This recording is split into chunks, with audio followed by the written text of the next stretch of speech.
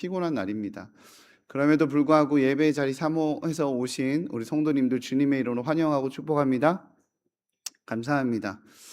저는 어렸을 때 지금도 마찬가지인데요. 메이커 옷이나 메이커 신발 같은 걸 잘 몰랐습니다. 관심도 별로 없었고 관심 갖는다고 사 주실 부모님도 아니고 그 그런 걸 별로 안 채워 주시는 분이셨기 때문에 잘 몰랐어요. 보통 유유상종이라고 하죠. 제 친구도 그런 거 잘 모르는 친구들이 좀 대부분이긴 했습니다. 그럼에도 불구하고 한때 저의 학창 시절에 농구가 한참 유행을 했어요. 그때 마지막 승부, 슬램덩크 이런 게 굉장히 유행이었거든요. 네, 우리 여성 권사님들은 모르시는 이야기로 들리지만 어쨌든 그래서 제 고등학생 시절에 농구를 참 많이 했습니다.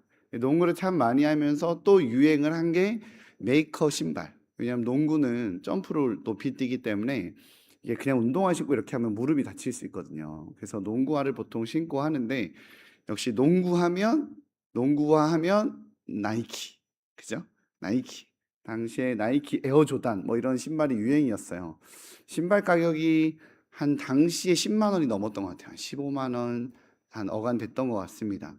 지금도 10만 원 넘는 신발이면 꽤 좋은 신발 아닌가요? 그죠? 지금도 꽤 좋은 신발인데 30년 전에 10만 원이 넘었던 신발이니까 굉장히 비싼 신발이잖아요.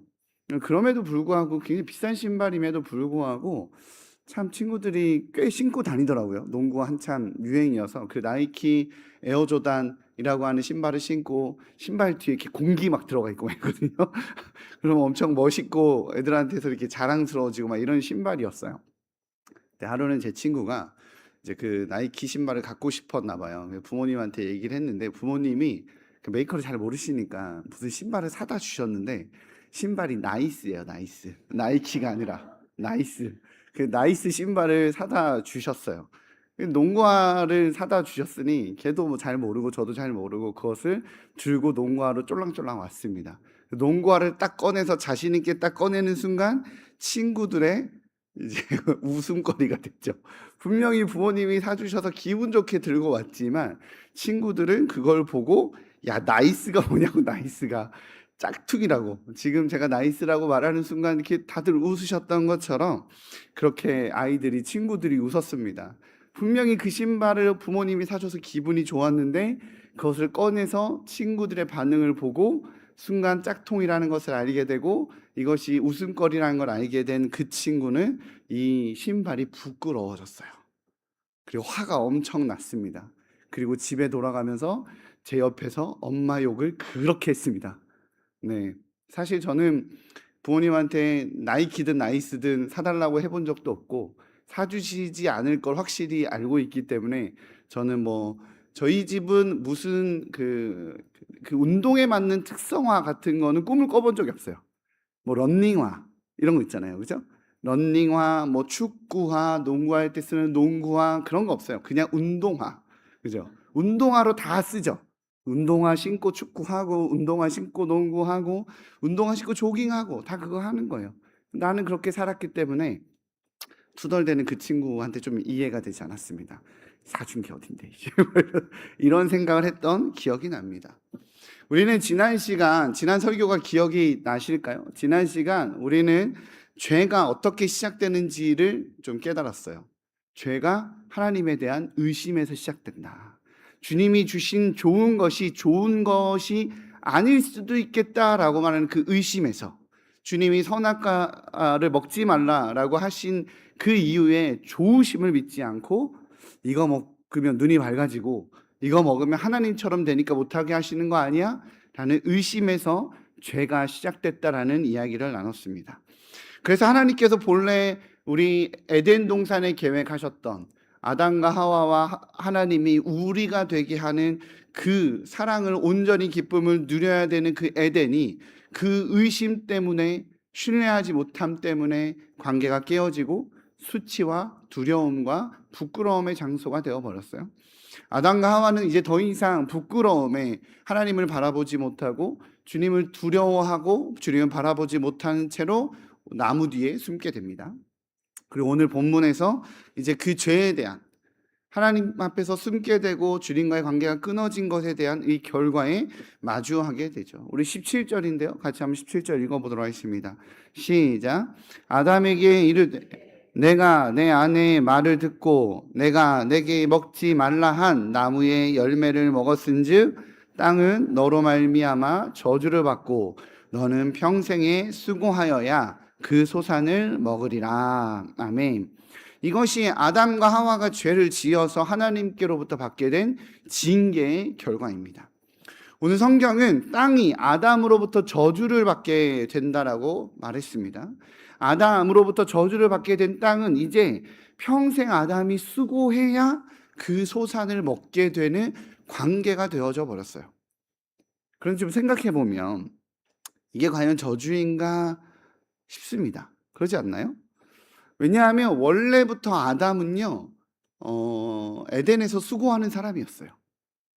우리는 아담은 에덴에 원래 돌보는 자로 부르심을 받았다라는 사실 우리는 잊지 말아야 됩니다.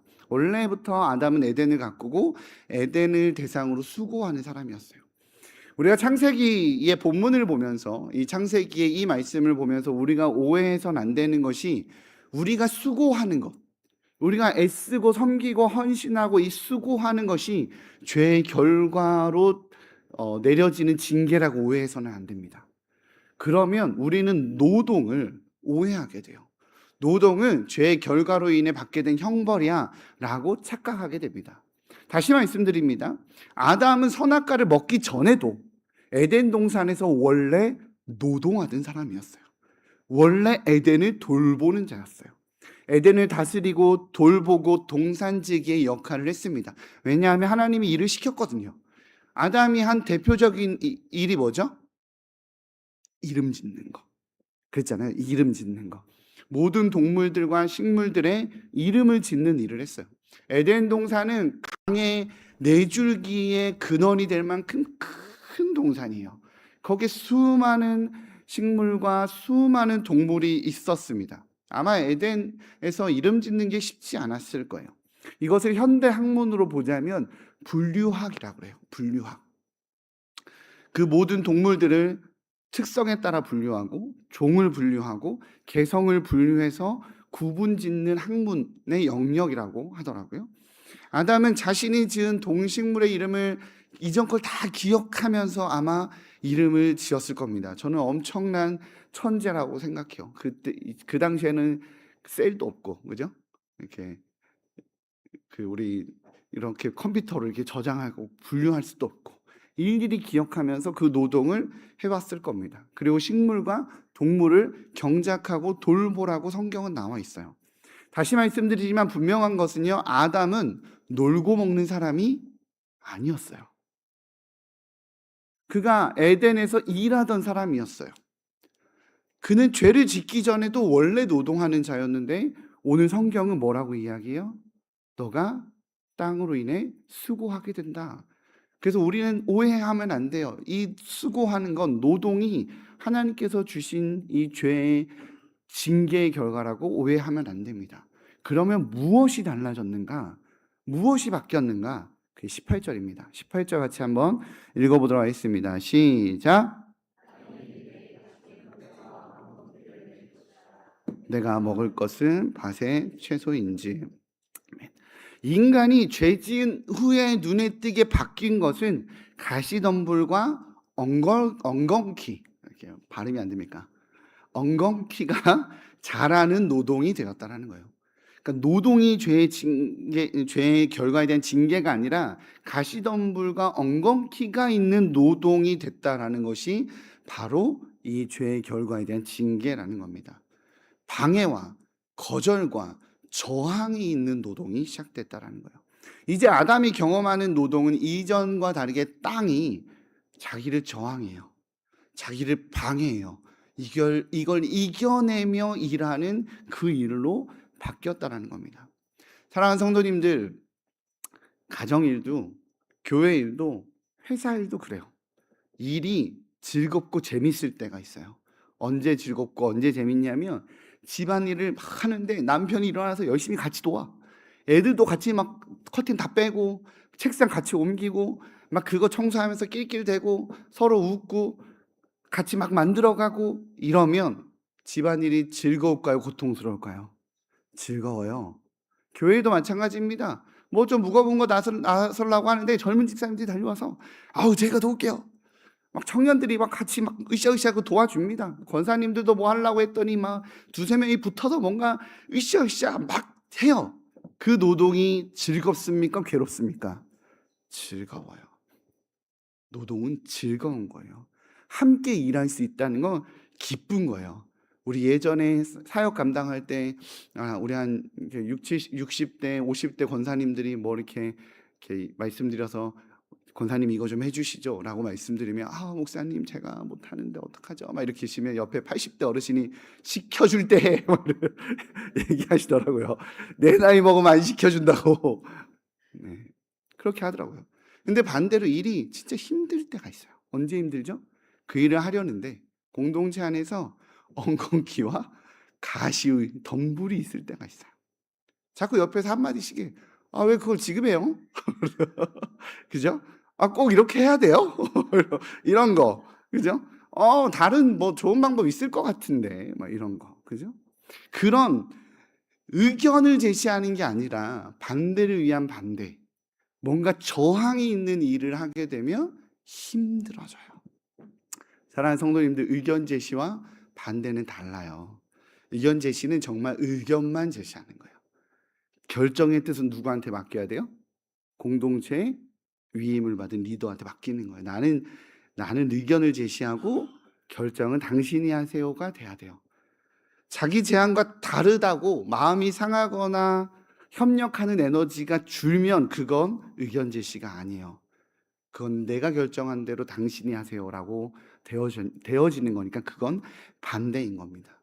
다양한 아이디어와 공동체의 지도자를 돕는 게 아니라 자기가 결정권자가 되려 하면 그건 반대를 위한 반대가 되는 거예요.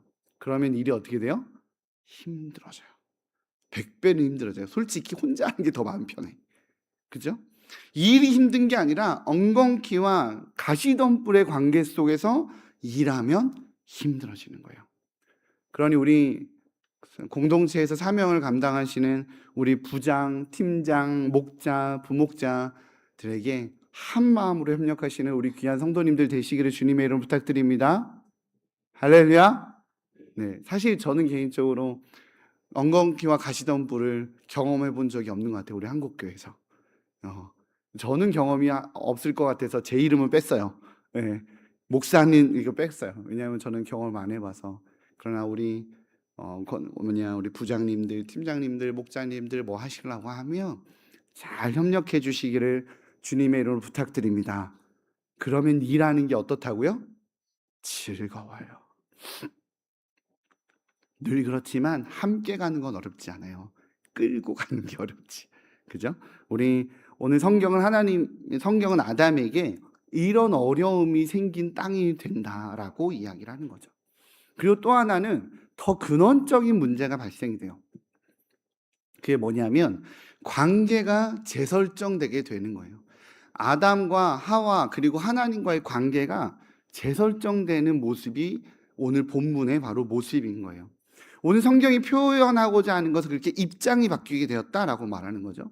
아담은 죄를 짓기 전에도 하나님께 위임을 받아 동산을 다스리는 노동을 하는 그 다스리는 자, 섬기는 자로 있었어요. 그는 하나님과의 깊은 관계 속에서 에덴 동산을 섬겼어요.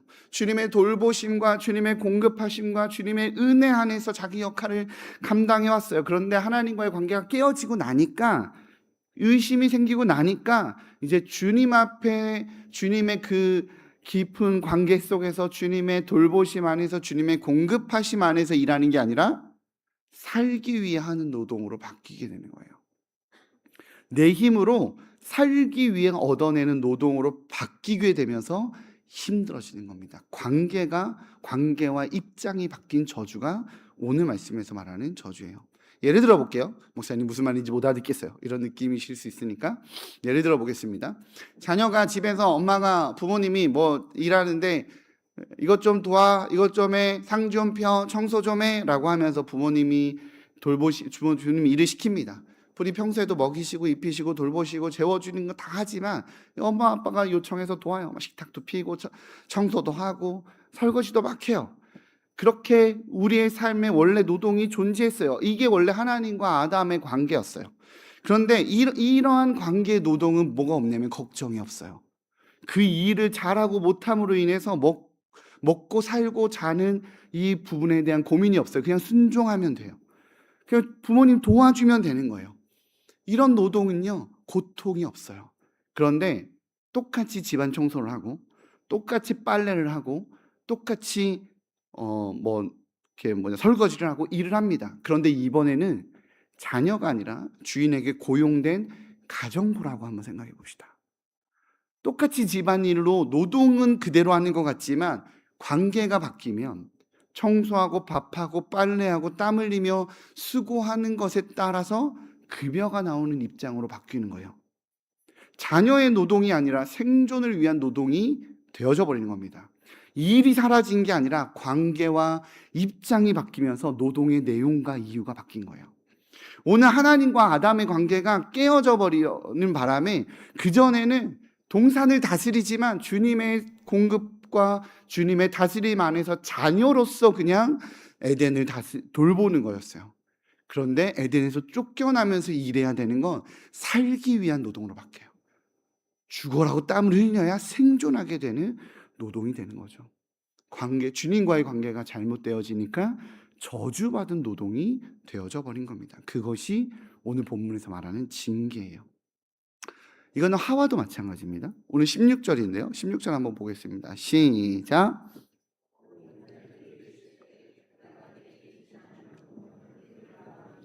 내가 수고하고 자식을 낳을 것이며 너는 남편을 원하고 남편은 너를 다스릴 것이니라 하시고. 아멘. 선악과를 먹고 죄를 지은 여자에게 하나님께서는 수고하고 자식을 낳을 것이라고 말씀하셨어요. 그러면 우리는 생각해 봐야 돼요. 자식을 낳는 것이 하나님께 범죄하여 얻게 된 죄의 결과 그 징계인가? 아니죠. 왜요?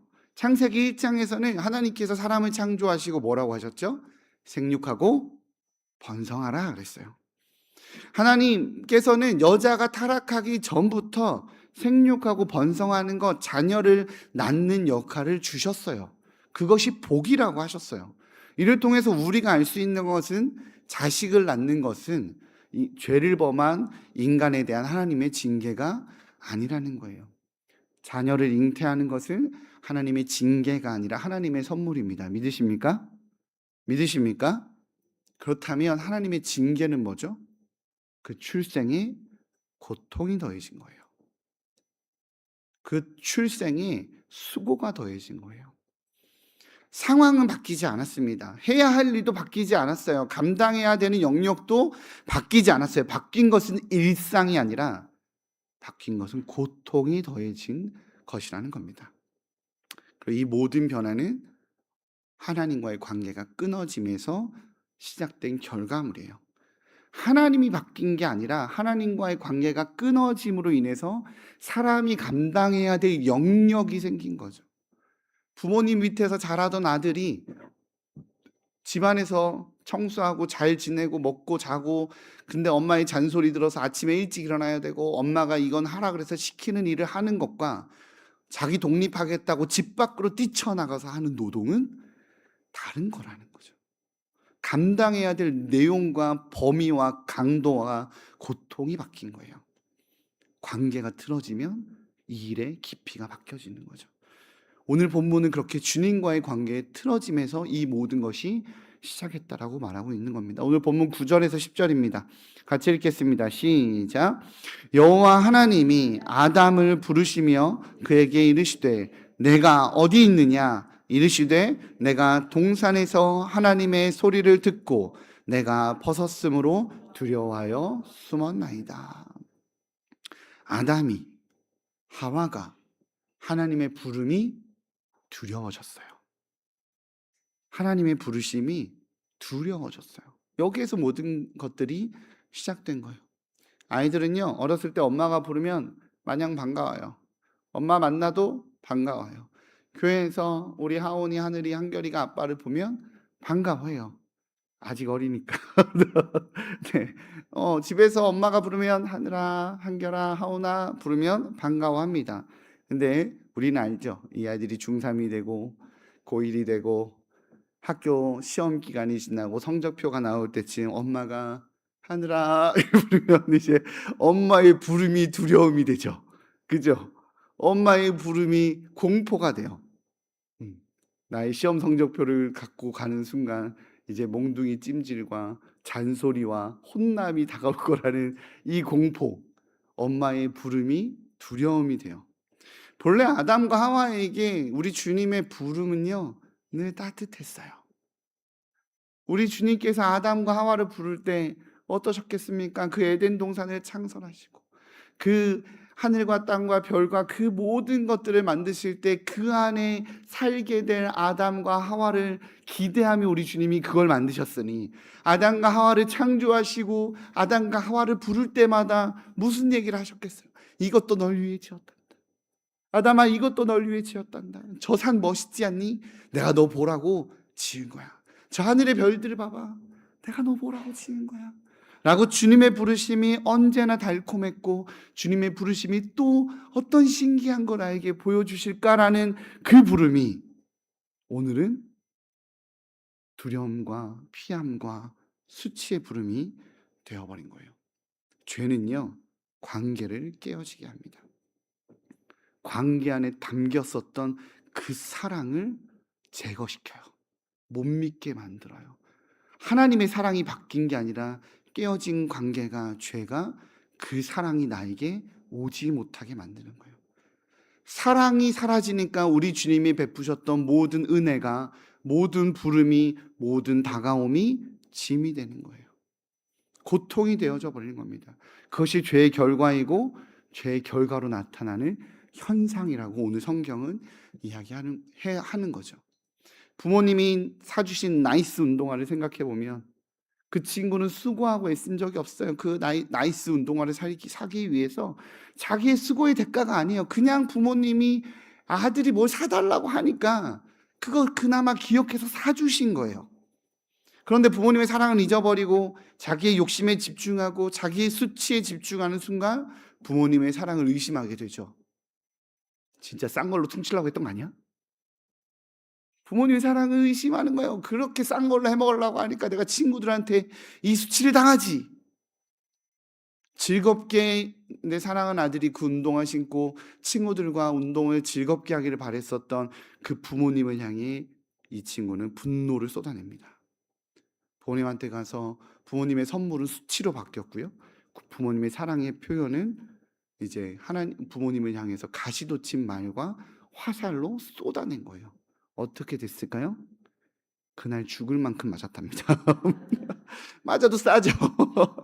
반 죽을 뻔했대요. 네. 감사를 잃어버리고 하나님을 향해서 의심을 품게 되면 주님의 사랑을 부정한 아담과 하와는 결국 어떻게 됩니까? 에덴 동산에서 쫓겨나게 돼요. 히브리어 이 언어로 에덴의 뜻은요, 한국어로 표현하면 기쁨이에요. 기쁨이라는 뜻이거든요. 아담과 하와는 하나님과의 관계가 끊어지자 기쁨에서도 끊어지게 되고 에덴을 떠나게 됩니다. 그들의 노동과 출산과 비전이 하나님과 함께 할 때는 기쁨이었는데, 하나님과의 관계가 끊어지고 나니 그들의 노동과 출산과 비전은 수치가 되고 두려움이 되고 슬픔이 되어버린다는 것이죠. 하나님께서는 세상을 창조하시고 늘 하시던 말이 있어요. 뭐죠? 보시기에 좋았더라. 우리 주님은 기뻤어요. 아름다운 세상을 만들고 그 안에 들어가 누리며 주님과 교제할 당신의 사람들, 아담과 하와를 생각하며 우리 주님은 기뻤어요. 늘 이야기하지만 갓난아기가 이제 조리원에서 돌아올 우리 집에서의 그 집을 꾸미며 기뻐했던 부모처럼 우리 주님도 기뻤어요. 하나님은 진심이었고 하나님의 사랑은 여전히 있었는데 하나님의 기쁨인 사람이 이 모든 것을 망쳐놨어요. 그들의 죄가. 이 모든 것을 망쳐버린 사람에게 하나님은 이제 무엇을 하시냐? 21절입니다. 같이 읽겠습니다. 시작. 여호와 하나님이 아담과 그의 아내를 위하여 가죽옷을 지어 입히시니라. 제가 장신대 신대원에 있을 때 경험한 건데요. 장신대 신대원에 이렇게 있다 보면 제가 사역하다 떠난 교회에 부임한 사역자와 같이 학교를 다니게 되는 경우가 있어요. 그러겠죠? 대부분 서울 경기 지역은 장신대에서 이제 목회자나 전도사님을 찾으니까 신학교는 비슷하니까. 제가 이제 부천 산성교회라는 데에서 사역을 하고 이제 사임을 하고 캐나다를 1년 갔다가 돌아왔습니다. 이제 부천 산성교회 사역을 오랫동안 감당하고 갔다가 돌아왔더니 보통 사역을 떠나도 떠난 사역자와도 연락을 하잖아요. 애들도 연락을 하거든요. 캐나다에 있어도 연락을 해요. 그다음에 막 이렇게 여러 가지 인터넷으로 이렇게 연락도 하고 연락도 옵니다. 한국에 돌아왔는데도 끊임없이 연락 왔는데 제가 돌아오고 나서 이제 저는 다른 교회 부임을 했어요. 근데 그 부천 산성교회 제가 떠나고 난 다음에 그 교회 부임한 사역자와 같이 학교를 다니게 된 거예요. 저보다 1년 후배로 다니게 되었는데 저한테 연락 온 아이들이 그 전도사님에 대해서 이야기를 하는데 그 내용들이 너무 가슴이 아픈 게 많은 거예요. 너무 애들이 상처를 많이 받아서 너무 많은 아이들이 교회를 떠났고 또 많은 아이들이 방황하고 상처받고 아파하고 있더라고요. 제가 그 아이들에게 제가 쏟아부은 애정이 있을 거고 제가 쏟아부은 사랑이 있을 거 아니에요. 그죠? 그리고 그 분과 그 당사자와 학교 생활을 같이 하는데 제 마음이 어땠을까요? 보기 싫더라고요, 사실.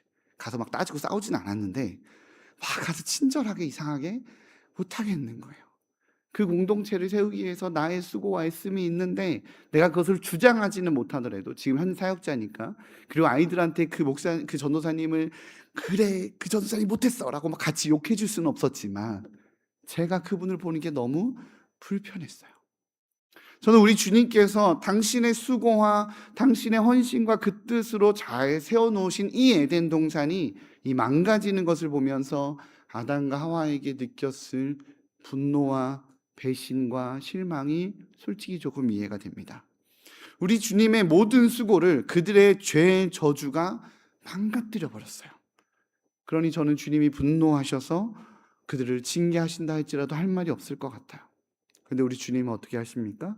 다가가서 가죽옷을 입혀 주십니다. 그들의 벌거벗음을 그냥 두지 않으세요. 그들을 가려 주십니다.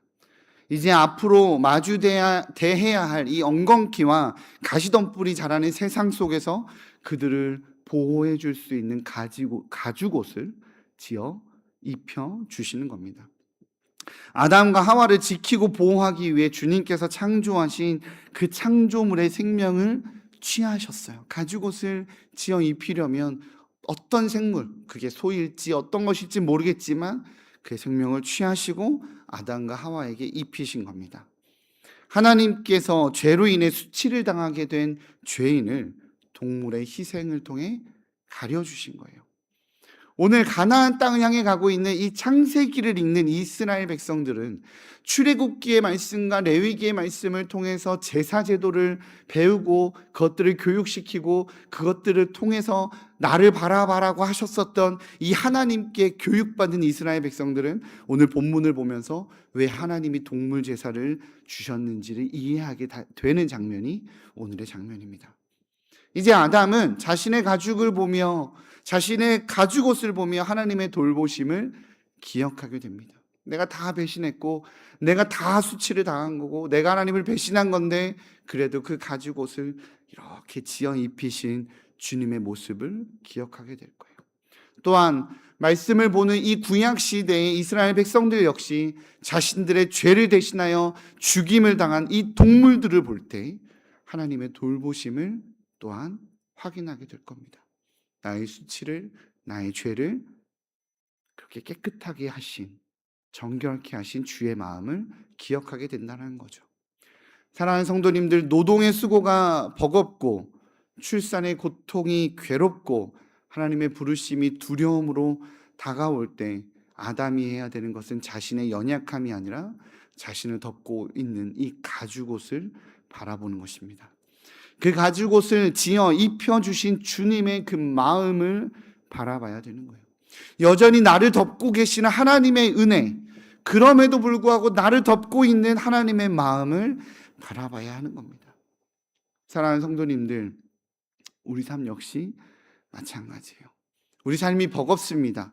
내 안에 있는 나의 부끄러움과 연약함 때문에, 그 한계 때문에 나의 수고가, 나의 삶이 버겁고 삶이 지치고 주님의 부르심이 부담감으로 다가올 때 우리가 바라봐야 되는 것은 무엇일까요? 갈라디아서 3장 27절은 우리에게 이런 말씀을 줍니다. 우리 PPT 한번 보여주시겠어요? 갈라디아서 3장 27절입니다. 같이 읽겠습니다. 시작. 누구든지 그리스도와 합하기 위하여 세례를 받는 자는 그리스도로 옷 입었느니라. 아멘. 성경은요, 우리가 그리스도로 옷 입었다라고 말합니다. 우리가 그리스도로 옷 입기 위해서 우리 주 예수 그리스도께서는 자신을 희생하셨어요. 우리의 벗겨진 수치와 고통을 가리기 위해서 우리 예수님께서는 로마 군사들에 의해 자신의 옷이 찢겨지고 오히려 벗겨지는 수치를 대신 당하셨습니다. 아담에게 고통이 됐었던 그 엉겅퀴와 그 가시덤불은 우리 주님 앞에 면류관으로 만들어져서 우리 주님의 머리에 씌워졌죠. 그렇게 주님이 대신 감당하셨어요. 우리 주님께서 대신 짊어지셨습니다. 아담의 죄로부터 내려온 저주의 가시덤불과 엉겅퀴를 대신 지셨고, 그들의 죄로 감당해야 되는 수치도 대신 감당하셨으며, 아담과 하와가 겪어야 되는, 우리가 겪어야 되는 고통도 주님이 채찍맞음으로 대신 당하셨습니다. 예수가 그 모든 것들을 대신 지셨습니다. 그 결과 우리는 그리스도로 옷 입게 된 것입니다. 사랑하는 성도님들, 하나님의 은혜와 하나님의 사랑은 여전히 우리에게 흐르고 있습니다. 믿으십니까?